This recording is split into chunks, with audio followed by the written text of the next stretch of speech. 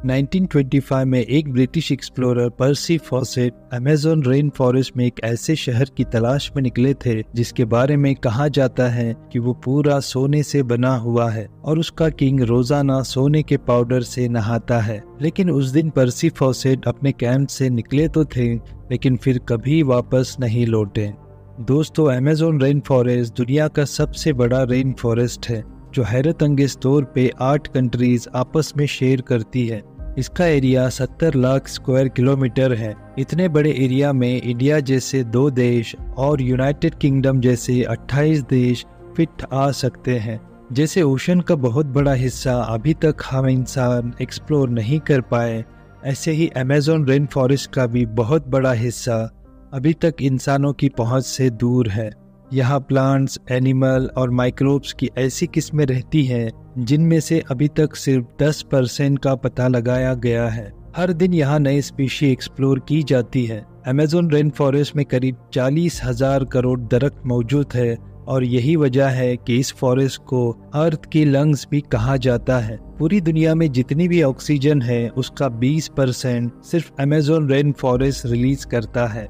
एक एस्टिमेट के मुताबिक अमेज़न फॉरेस्ट में करीब 20 लाख लोग रहते हैं जिनका बाहर की दुनिया से कोई कनेक्शन नहीं है। क्योंकि अमेज़न फॉरेस्ट का काफी हिस्सा अभी तक अनएक्सप्लोर्ड है, लिहाजा जंगल की इस ढाल के नीचे जो कुछ छुपा है वो भी अभी तक दुनिया के लिए एक ना सुलझने वाली पहेली बनी हुई है। अमेज़न के जंगल की कुछ ऐसी ही मिस्ट्रीज के बारे में आज हम जानेंगे।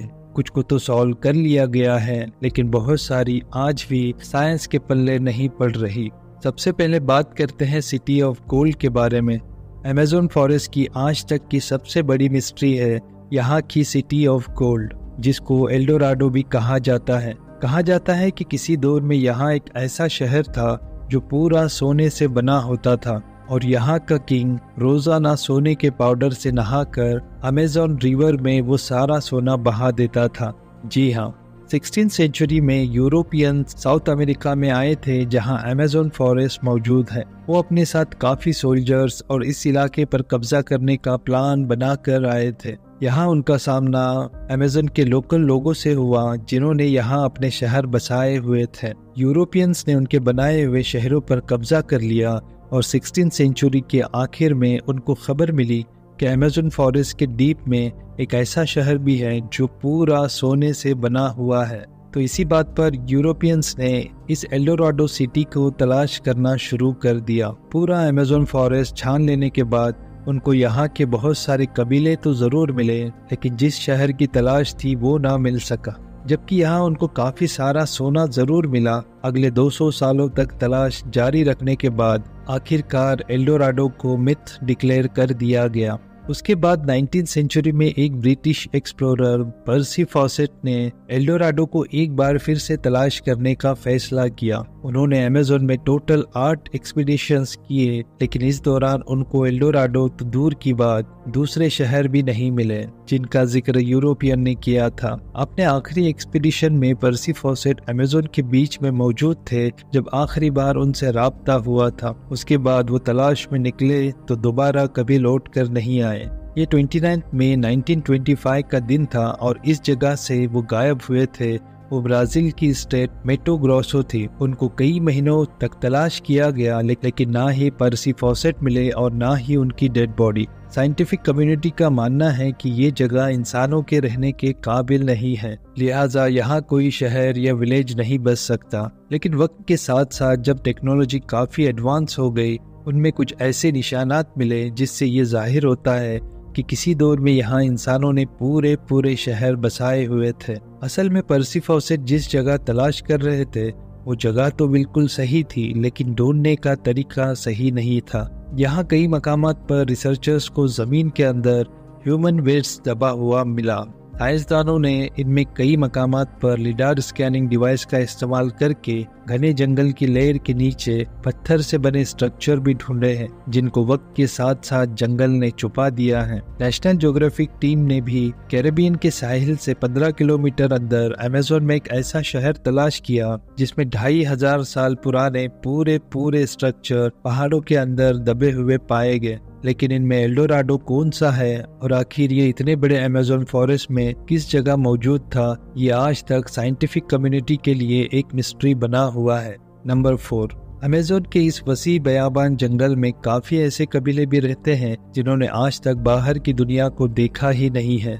जी हाँ, ये लोग जंगल में कैसे जिंदगी गुजारते हैं इसके बारे में एंथ्रोपोलॉजिस्ट भी सही से नहीं जानते। इनमें से एक कबीला पिरिकपुरा के नाम से जाना जाता है जो वेस्टर्न ब्राजील में रहता है। इस कबीले में पहले हजारों लोग थे, लेकिन अभी सिर्फ 15 से 20 ही बचे हैं। इस कबीले के बारे में हम भी 1998 के बाद ही जान पाए हैं, जो पहली बार इनका बाहर की दुनिया से राब्ता हुआ था।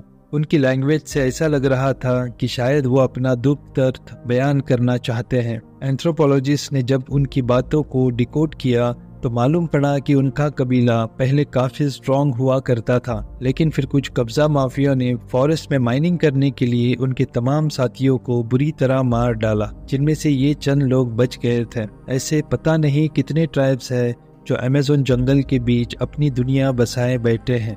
ये लोग कहाँ से आए थे? क्या इनका हजारों साल पहले यहाँ बसने वाले कबीलों से कोई कनेक्शन है? इस बारे में आज तक कोई नहीं जान पाया। नंबर 3, सदियों से हिस्टोरियंस को ये कंफर्म नहीं था कि अमेज़न में रहने वाले लोग यहाँ कब आए थे, लेकिन 2017 में ये पहेली तब सुलझने लगी जब आर्कियोलॉजिस्ट को कोलंबिया के करीब अमेज़न फॉरेस्ट में पहाड़ पर कुछ पेंटिंग्स बनी हुई दिखाई दी। ये बड़े बड़े पत्थर पहाड़ के अंदर पूरी तरह से दबे हुए थे और इन पेंटिंग्स को समझने के लिए इनको एक्सपोज करना बहुत जरूरी था। लिहाजा आर्कियोलॉजिस्ट ने यहाँ 13 किलोमीटर की खुदाई की तो मालूम पड़ा कि किसी दौर में ये पत्थर एक गार के अंदर मौजूद थे। इस 13 किलोमीटर की गार में जो पेंटिंग्स बनी हुई पाई गई वो करीब 12,000 साल पुरानी थी। उस वक्त आखिरी आइस एज की एंडिंग चल रही थी और जाहिर है उस वक्त यहाँ जंगल नहीं बल्कि सिर्फ बर्फ ही बर्फ हुआ करती थी। इन पेंटिंग्स में कुछ ऐसे जानवर भी बने पाए गए जो सिर्फ आइस एज में ही हुआ करते थे, जैसा कि मेस्टरडांस और जॉइंट स्लॉट्स। इन पेंटिंग से ये भी अंदाजा लगाया गया कि उस दौर में यहाँ इंसान किस हालत में रहते थे और कैसे वो अपने से भी बड़े जानवर का शिकार करते थे। नंबर 2, 2019 में साइंटिस्ट तब चौंक गए जब उनको नॉर्थ ब्राजील में अमेज़न फॉरेस्ट के माराजो आइलैंड पर एक मरी हुई हम्पबैक व्हेल मिली। हैरानी की बात व्हेल का मरना नहीं था, बल्कि इसके मरने की टाइमिंग कुदरत के निजाम के खिलाफ थी। ना सिर्फ इतना, बल्कि व्हेल अमेज़न रिवर के करीब जमीन के ऊपर पाई गई थी। असल में 10 टन भारी ये व्हेल का बच्चा था। ये व्हेल सर्दियों की स्टार्टिंग में यानी अक्टूबर से नवंबर में अमेज़न के करीब समंदर में गर्म पानी एंजॉय करती है, लेकिन फिर ये खाने की तलाश में साउथ की तरफ एंटार्क्टिका के करीब चली जाती है। लेकिन ये व्हेल फरवरी में अमेज़न के करीब कैसे मरी थी? इन्वेस्टिगेशन से मालूम पड़ा कि ये जिस दिन मिली थी उससे सिर्फ 4 दिन पहले मरी थी। ना ही इसकी बॉडी पे किसी शिकार के निशानात थे और ना ही इसको कोई चोटें लगी हुई थी। तो अब यहाँ कई सवाल उठते हैं। पहला ये कि व्हेल इस मौसम में यहाँ कैसे पहुंची, ये समंदर से अमेज़न रिवर में क्यों आई, और सबसे बढ़कर ये अमेज़न फॉरेस्ट के बीच जमीन तक कैसे पहुंची। वो दिन और आज का दिन, ये मिस्ट्री कभी सॉल्व नहीं हो पाई। और अब नंबर 1,